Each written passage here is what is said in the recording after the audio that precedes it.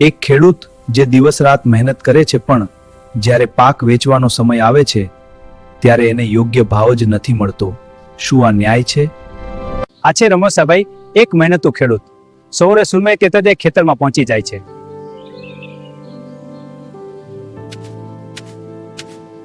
પરસેવો એની મહેનતનો સાક્ષી છે. આશા છે કે આ વર્ષે પાક સારો આવશે. ઘરે પત્ની અને 2 બાળકો, બધાની નજર એના પાક ઉપર જ છે.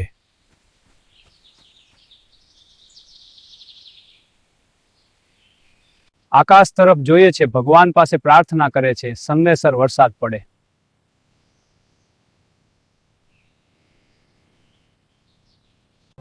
દિવસો મહેનત બાદ પાક લીલો થઈ ઊભો થાય છે.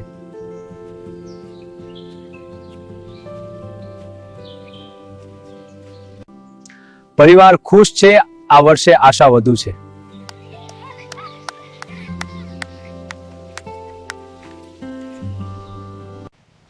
પાક કાપી બજારમાં લઈ જવાની તૈયારી.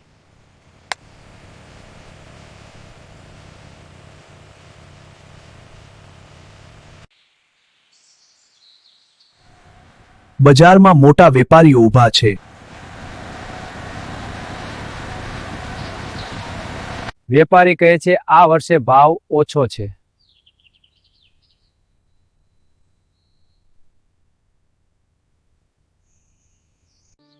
રમેશભાઈનું દિલ તૂટી જાય છે. મહેનતનો યોગ્ય ભાવ નથી.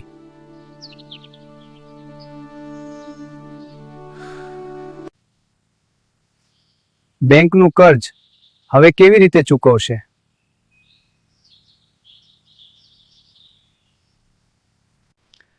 પત્ની પૂછે છે હવે તો શું કરવું? હા, હું ચિંતિત છું. આપણે આગળ શું કરીશું? ચિંતા કરશો નહીં, આપણે સાથે રસ્તો શોધીશું. સારું, હું તમારી સાથે છું. રાતે ઊંઘ નથી આવતી, મનમાં હજારો વિચાર.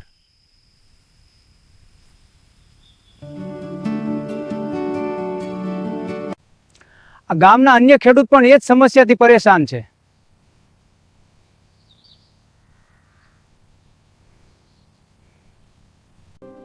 બધા મળીને નક્કી કરે છે હવે એકતા રાખવી.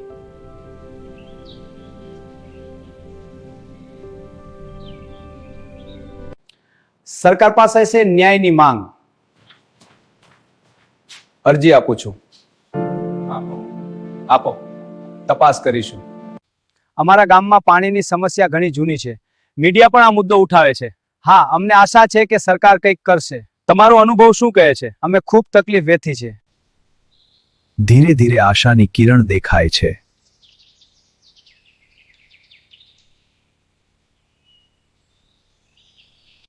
આખરે યોગ્ય ભાવ મળે છે. હું ખુશ છું કે માર્કેટમાં યોગ્ય કિંમત મળી. આજના ભાવ સારા છે, ખેડૂતો માટે ફાયદાકારક. મહેનત ક્યારેય વ્યર્થ નથી જતી. ખેડૂત દેશનો અન્નદાતા છે.